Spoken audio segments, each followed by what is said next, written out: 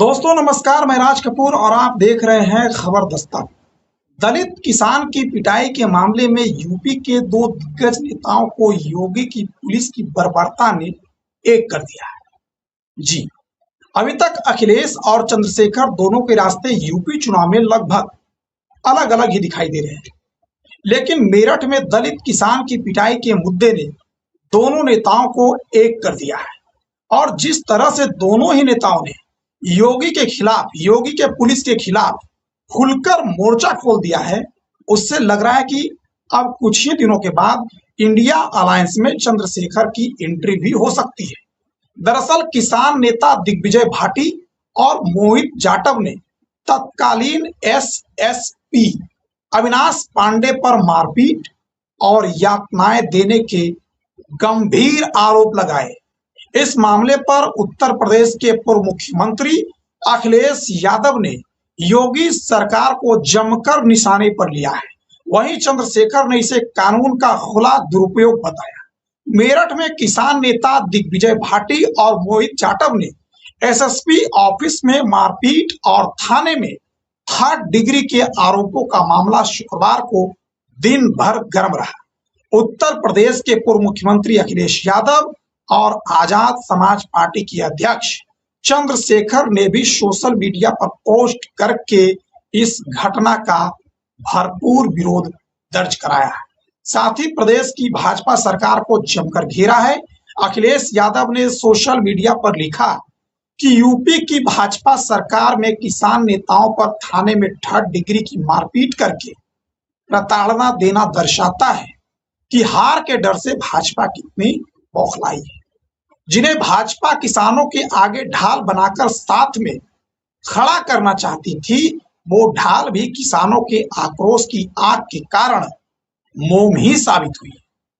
उस भाजपा सरकार से इससे अधिक उम्मीद क्या ही की जा सकती है कि वो किसानों के हित के नाम पर उनके तथा कथित हितैषियों से समझौता करके अपनी स्वार्थ सिद्धि में लगी रहकर किसान नेताओं को 3rd डिग्री देगी और कुछ नहीं। देश भर के किसान देख ले कि बीजेपी और उसके सहयोगी किस तरह सत्ता सुख में लीन रहकर किसानों पर अत्याचार कर रहे हैं। इस मामले की गहरी जांच हो और हर दोषी के खिलाफ सख्त दंडात्मक कार्रवाई हो और बर्खास्तगी भी।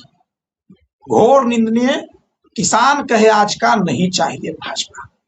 इसके नीचे अखिलेश ने डॉक्टर दिग्विजय भाटी का जख्मी हालत की एक फोटो लगाई है। मेरठ में सपा नेता दिग्विजय भाटी ने गंभीर आरोप लगाया कि लगभग 1.5 घंटे तक उन्हें और उनके साथी मोहित जाटव को एसएसपी रहे अविनाश पांडे और पुलिस वालों ने जमकर टॉर्चर किया। भाटी का दावा है कि इस दौरान चोली के पीछे क्या है गाने पर उन्हें डांस कराया गया। सपा नेता दिग्विजय भाटी ने मेरठ के एसएसपी रहे अविनाश पांडे और एसओजी इंस्पेक्टर अखिलेश गौड़ पर आरोपों की बारिश कर दी।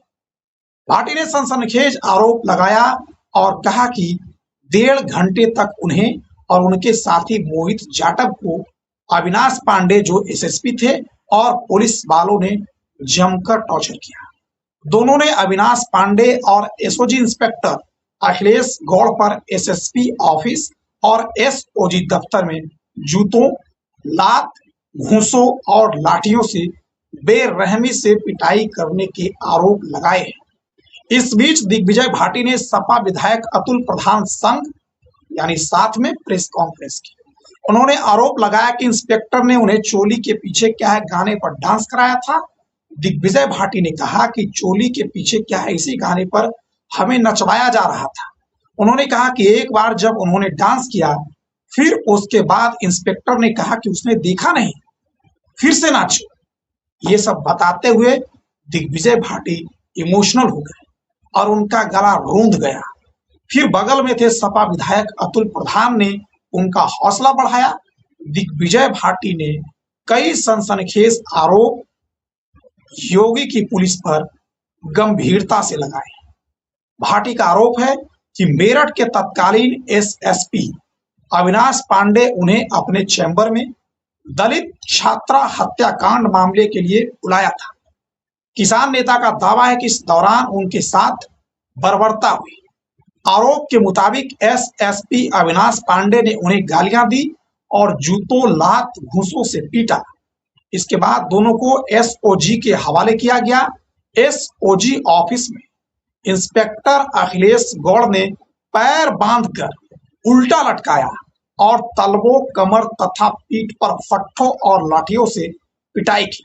शुक्रवार सुबह दिग्विजय की आंख पर भारी सूजन और चोट के निशान दिखाई दिए।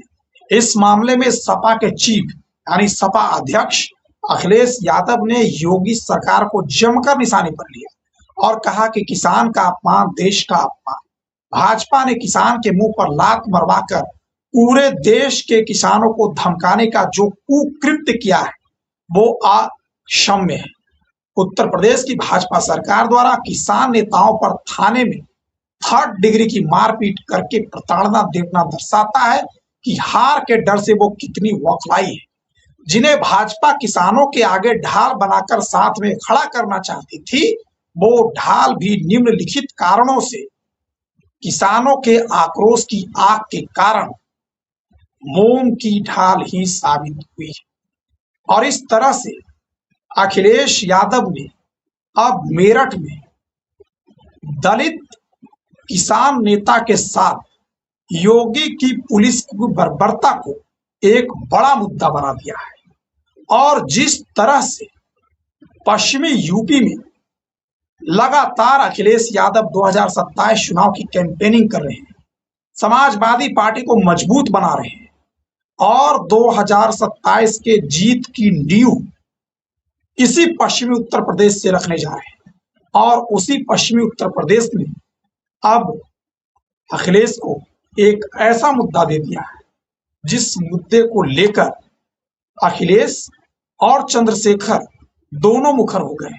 और बड़ी बात यह है कि पहली बार हमको लग रहा है कई महीने के बाद एक मुद्दे पर उत्तर प्रदेश के 2 बड़े नेता एक साथ आ गए हैं। चंद्रशेखर के साथ अखिलेश या अखिलेश के साथ चंद्रशेखर का आना पूरी तरह से योगी सरकार के लिए बैकफुट पर जाने वाला साबित होगा। जिस तरह से योगी की पुलिस पर इन दलित किसान नेताओं ने टॉर्चर के आरोप लगाए हैं और अखिलेश यादव ने उसे मुद्दा बनाकर पूरे देश के किसानों के साथ उस मुद्दे को जोड़ दिया है, जिससे लगता है कि अब बीजेपी बैकफुट पर जाती हुई दिखाई पड़ सकती है।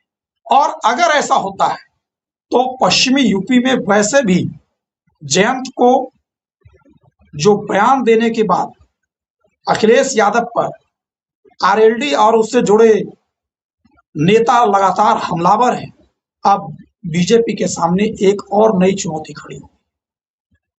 पहले से जो आरएलडी समाजवादी पार्टी के साथ थी और मुस्लिम मतदाता सपा की वजह से आरएलडी के साथ था, या जो आरएलडी के सपोर्टर मुस्लिम मतदाता है वो अखिलेश के अलग होने से अगर आरएलडी से अलग हो जाते हैं तो नुकसान आरएलडी को है और इसका अप्रत्यक्ष नुकसान बीजेपी। अब ये देखना जरा दिलचस्प हुआ कि 2027 के चुनाव में ये पश्चिमी उत्तर प्रदेश में अखिलेश, जयंत और बीजेपी को कितना डेंट कर पाते हैं। और अब इस मुद्दे से क्या बीजेपी पश्चिमी उत्तर प्रदेश में बैकफुट पर आती है, इस पर हमारी निगाहें बनी रहेगी। आपसे मिलते हैं किसी और वीडियो में, तब तक के लिए हमें इजाजत दीजिए। नमस्कार।